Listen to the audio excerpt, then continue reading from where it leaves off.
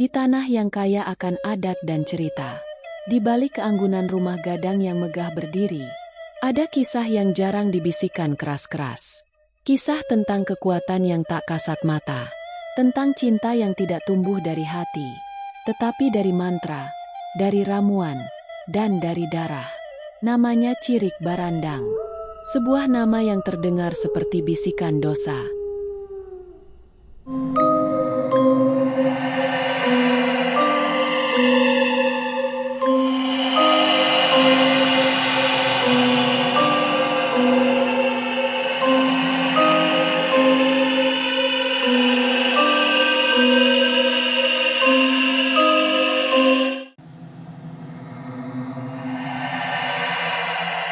Cirik Barandang, ilmu yang katanya mampu menaklukkan hati manusia, membuat seseorang tunduk, takluk, menyukai, mencintai tanpa alasan, bahkan rela kehilangan kehendaknya sendiri. Seperti kisah seorang tentara muda di sebuah kampung kecil dekat Bukit Tinggi. Dulu, ia dikenal tegas, dihormati, dan berwibawa. Namun sejak menikah, semuanya berubah. Ia menjadi penurut berlebihan. Ia rela dibentak, dimarahi, bahkan dipermalukan di depan orang banyak, tanpa sekalipun membalas kata. Ia bahkan tak pernah teringat pulang ke rumah orang tuanya di tanah Jawa. Seolah semua ikatan masa lalu terputus begitu saja. Dan di antara masyarakat yang masih berpegang pada adat dan agama, orang-orang hanya bisa berbisik, mungkin ia sudah kena cirik barandang.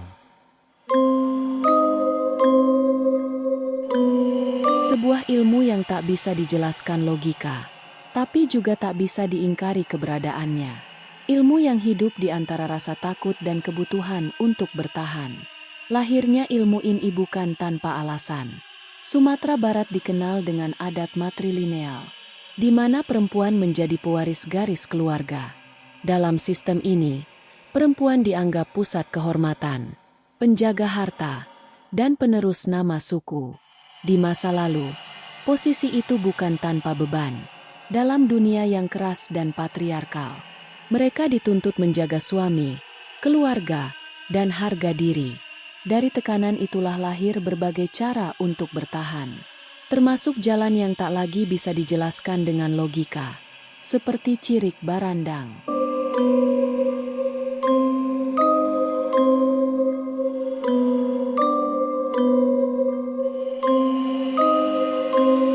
Cirik barandang berasal dari dataran barat Sumatera, khususnya di daerah Padang, Solok, dan pesisir selatan.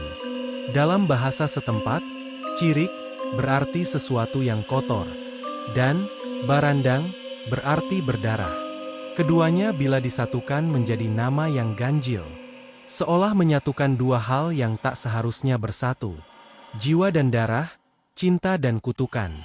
Konon, ilmu ini hanya bisa dilakukan oleh perempuan, karena di Minangkabau, sistemnya matrilineal. Garis keturunan, harta, dan nama keluarga diwariskan lewat perempuan. Namun posisi kuat itu juga membawa tekanan. Rasa takut kehilangan suami, rasa cemas ditinggalkan, dan kebutuhan mempertahankan nama baik keluarga, mendorong sebagian perempuan untuk mencari cara lain. Cirik barandang menjadi jalan gelap itu. Jalan yang menjanjikan kendali atas cinta, tapi mengorbankan kebebasan hati manusia lain.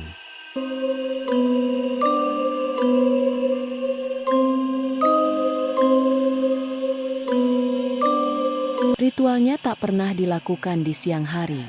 Ia hanya boleh dimulai saat bulan separuh, ketika bayangan manusia nyaris lenyap dari tanah.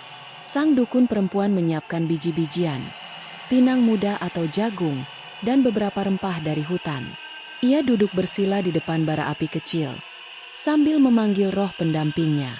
Dalam bisikan pelan, ia melafalkan mantra kuno, mantra yang dipercaya diwariskan oleh makhluk dari alam sebelah.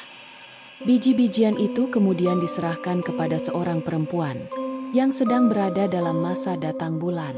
Ia harus menelannya bulat-bulat, tanpa air, tanpa doa. Keesokan paginya, saat buang air besar, biji itu akan keluar dari tubuhnya, masih utuh. Biji-bijian itu lalu dibersihkan, dijemur, dan ditumbuk halus hingga menyerupai tepung lembut. Di atas asap kemenyan dan bara terakhir, mantra terakhir dibisikkan lagi. Dari situ lahirlah serbuk cirik barandang. Sejumput abu halus, namun kekuatannya konon mampu mengikat hati siapapun yang meneguknya.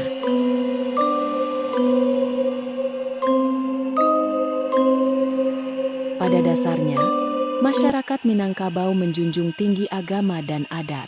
Namun di balik keteguhan itu, ada ruang kecil tempat keputusasaan bersembunyi. Ketika cinta tak berbalas, ketika pernikahan di ujung tanduk, sebagian memilih jalan yang tak terlihat mata. Cirik barandang bukan hanya ilmu penakluk, tetapi juga cermin dari luka sosial. Tentang cinta yang tidak sehat, tentang ketakutan kehilangan kendali, dan tentang keinginan manusia untuk dipatuhi, bahkan oleh kehendak orang lain.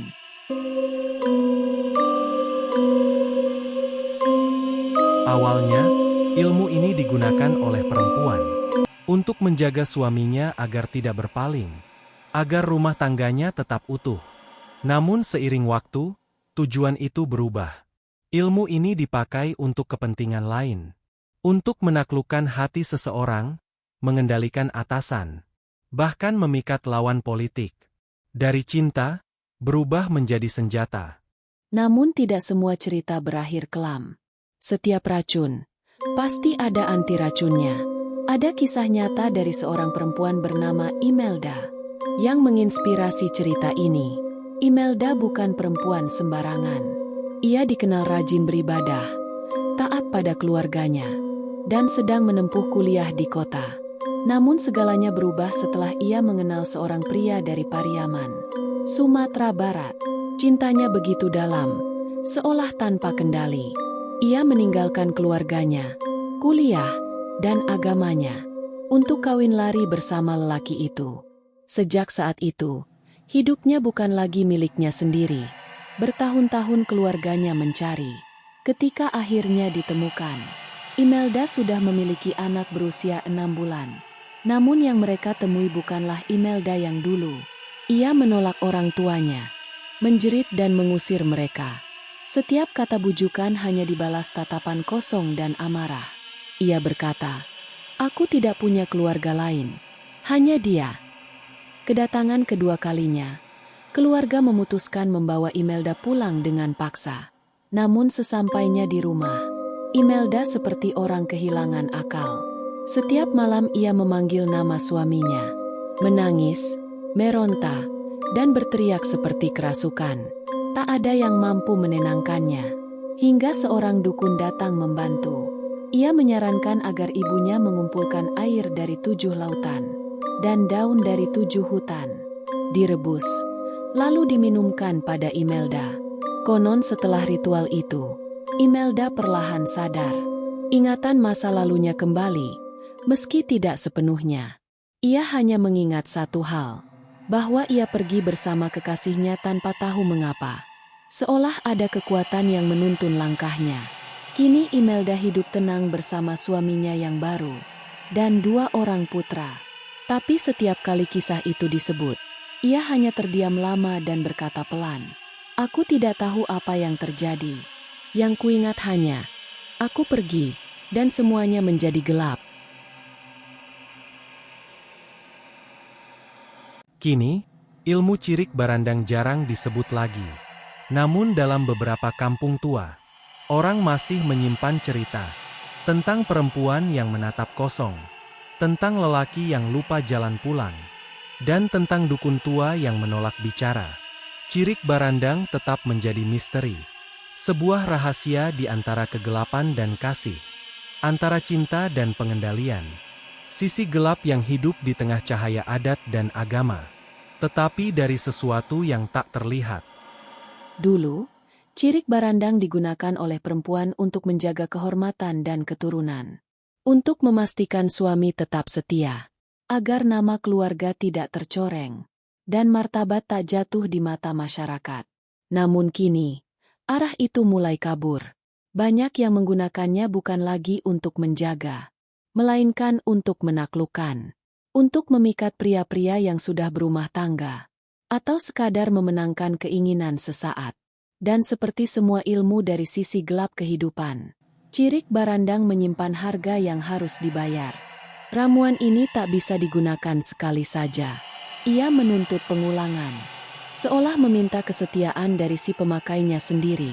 Semakin sering dilakukan, semakin dalam ikatannya. Namun ketika korban sadar, entah karena doa, keajaiban, atau ritual pembalik, efeknya berbalik, dan si pengguna bisa kehilangan kendali atas dirinya sendiri.